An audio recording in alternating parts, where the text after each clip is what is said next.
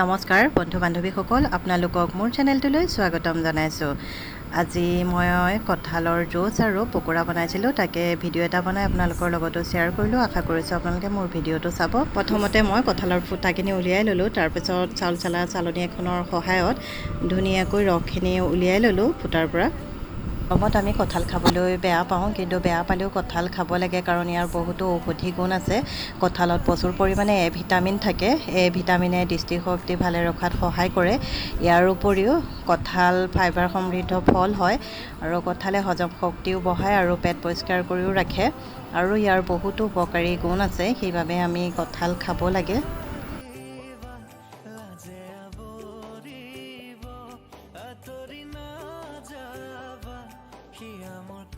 কঁঠালৰ ৰসখিনি উলিওৱা হৈ গ'ল। এতিয়া ইয়াত মই অলপ গাখীৰ মিক্স কৰিম। গাখীৰ মিক্স কৰি চামুচ এখনেৰে ধুনীয়াকৈ লৰাম, আৰু লৰাই পেলাই ধুনীয়াকৈ গ্লাছত পৰিৱেশন কৰিম।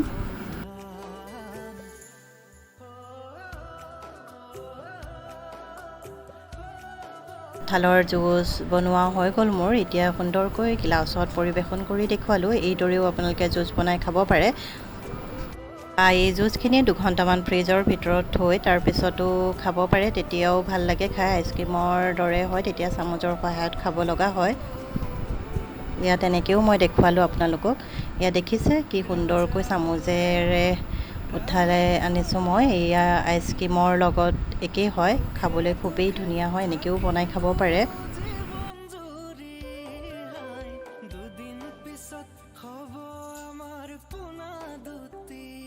এইবাৰ আহিছোঁ কঁঠালৰ পকোৰা বনাবলৈ। কঁঠালৰ পকোৰা বনাবৰ বাবে মই 3 চামুচমান বেচন ল'লোঁ, আৰু তাৰ লগতে শুকুৱাই থোৱা কেঁচা পিঠাগুড়ি 4 চামুচমান ল'লোঁ, আৰু অলপ নিমখ দিছোঁ। যিহেতু কঁঠালৰ ৰসখিনি মিঠাই, অলপ নিমখ দিলে মিঠাটো আৰু সোৱাদ হয়।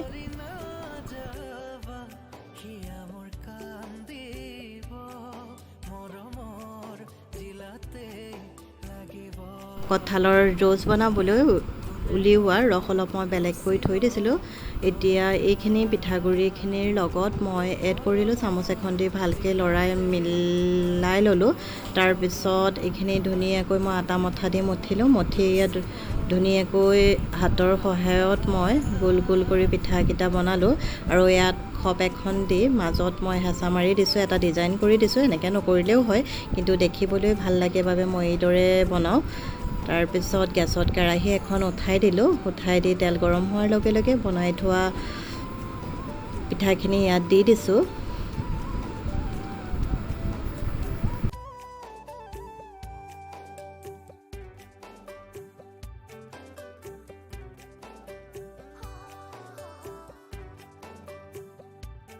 কঁঠালৰ পকোৰা বা পিঠা বনোৱা মোৰ হৈ গ'ল।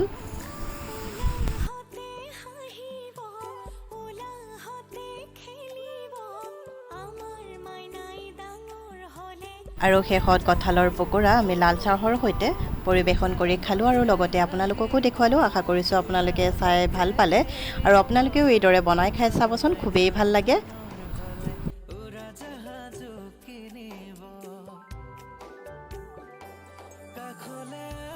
আৰু লগতে মোৰ ভিডিঅ'টোত লাইক, কমেণ্ট, আৰু যিসকলে মোৰ ভিডিঅ'টো নতুনকৈ চাইছে তেওঁলোকে মোৰ চেনেলটো অনুগ্ৰহ কৰি ছাবস্ক্ৰাইব কৰি দিব।